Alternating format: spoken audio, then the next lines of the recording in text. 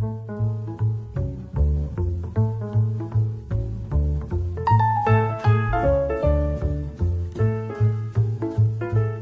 alors aujourd'hui, on plonge dans un dossier particulièrement sensible. Les liens allégés entre Jeffrey Epstein et Israël.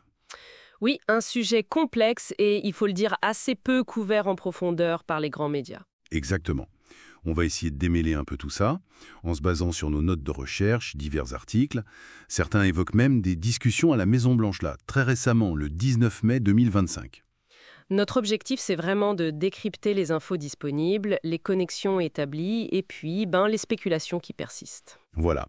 Alors, juste pour resituer, Jeffrey Epstein, ce financier américain, très controversé, accusé de trafic sexuel, retrouvé mort en 2019. Beaucoup de questions sans réponse. Tout à fait. Et ces discussions récentes à Washington, elles semblent avoir, en quelque sorte, ravivé l'intérêt sur ces liens potentiels avec Israël. Commençons par les faits, ou du moins les connexions documentées. Qui sont les figures clés qui ressortent? Alors, dans les documents qu'on a pu consulter, plusieurs noms reviennent souvent. D'abord, Ehud Barak. L'ancien Premier ministre israélien. C'est ça. Les sources parlent de rencontres très fréquentes avec Epstein. On avance même le chiffre de 36 fois, d'après certains témoignages ou photos. Quand même. Oui. Et des séjours dans les propriétés d'Epstein. Alors, Barak a toujours nié toute implication dans des activités illégales. Mais bon, la fréquence de ces contacts, ça interroge forcément sur la nature de leur relation. D'accord. Qui d'autre? Il y a aussi le lien via Robert Maxwell, le père de Ghislaine Maxwell, qu'on présente souvent comme la complice d'Epstein. Ah oui, le mania des médias britanniques. Lui-même une figure assez controversée, avec des liens présumés de longue date avec le renseignement israélien, le Mossad. Certains suggèrent qu'il aurait pu, disons, ouvrir des portes à Epstein dans certains cercles en Israël. Intéressant. Et il y en a un troisième, non? Oui, Leslie Wexner, l'homme d'affaires américain fondateur de la fondation Wexner. Qui finance pas mal de projets en Israël, si je me souviens bien. Exactement. Et le fait qu'Epstein était administrateur de cette fondation, ça ajoute une couche de complexité à ses connexions israéliennes via ses réseaux philanthropiques et d'influence. Ok, donc ça, ce sont les connexions, on va dire, personnelles ou financières établies.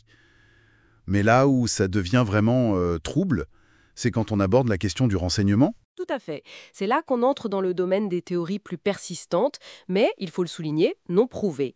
L'idée qu'Epstein aurait pu être un agent ou au moins un facilitateur pour le Mossad. Et ces histoires de honey trap. Oui, c'est souvent évoqué, en lien avec Ghislaine Maxwell, des opérations de chantage, l'utilisation de relations sexuelles impliquant parfois des mineurs, selon les accusations, pour piéger des personnalités influentes. Et on a des sources qui appuient ça? Disons qu'on a des figures qui avancent ces théories. Harry Ben Menachem, par exemple, un ancien du renseignement israélien dans un livre de 2020, ou John Schindler, un ex-analyste de la NSA dans un rapport plus récent de 2024.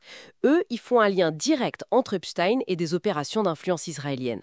Mais, et c'est important de le répéter, comme le notent nos sources, ce sont des affirmations controversées. Pas de preuves solides à ce jour.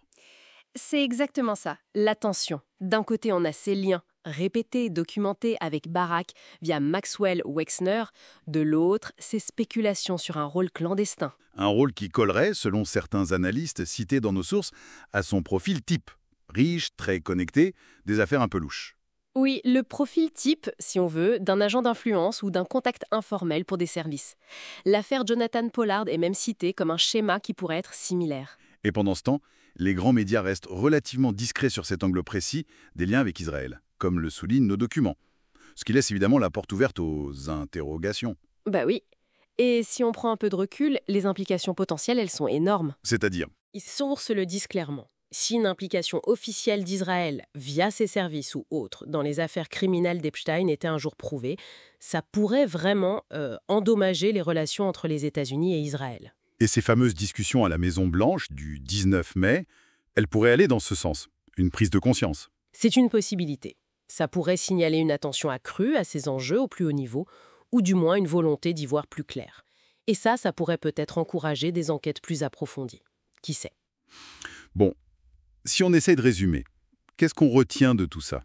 Alors d'abord des connexions bien réelles, documentées d'Epstein, avec des personnalités importantes liées d'une manière ou d'une autre à Israël. Barak, Maxwell via Ghislaine, Wexner. Ensuite, des allégations tenaces, sérieuses, mais non prouvées, de liens avec le renseignement israélien, le Mossad, des histoires de chantage, basées sur des sources spécifiques, mais controversées.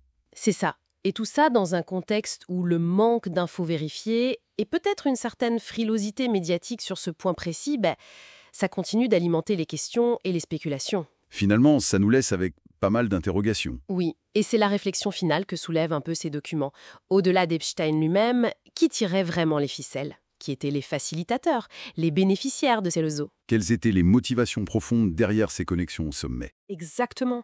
Et quelle part de responsabilité, potentiellement, pour certaines institutions, voire certains gouvernements ?